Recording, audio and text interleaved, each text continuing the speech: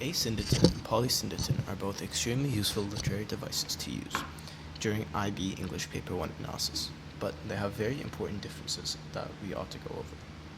Let's begin with asyndeton.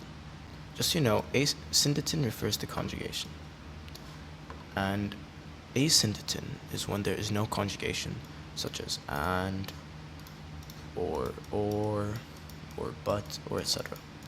So there are many famous examples of this, but just to list a few, you have I came, I saw, I conquered. We might have like another example. This might be more what you would see in a text. You might see something along the lines of like, it was dark, cold, gray. So you may be wondering what's the point of this, because again, it may not seem like the most useful. This is actually a very useful literary device for one analysis. Now, notice that when you read this, without the conjugation of and, so this should be, it was dark, cold, and gray. It adds rhythm, which helps accentuate the meaning and the despair in a sentence depending on what you're analyzing, especially if you're in poems. And it helps accentuate whatever the messaging is and whatever the atmosphere is, so you can tie this into a wider point. So you can say something along the lines of, so let's say, for example, food critic, and they say, you can write, linguistically, the use of asyndeton in the list expensive, dirty, shameful works to accentuate the author's dislike of the restaurant's atmosphere. So this is useful. However, you also have something called polysyndeton.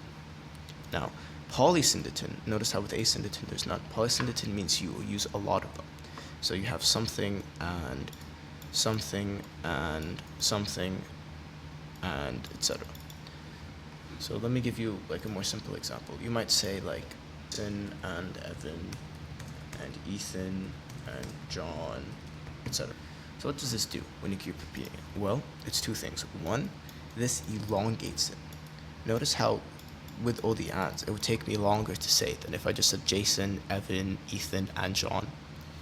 And when it elongates it, it helps accentuate the impact. So for example, if this is here, it makes the reader focus more on the scale of how many people are maybe going to an event, or if they're discussing like a horrific event or a tragedy, for example, in like an article or a story, helps accentuate the scale of it. So this really helps stick in the reader's mind. So those are the two things. They're both incredibly useful for English Paper 1. And yeah, so if you have any questions, feel free to ask.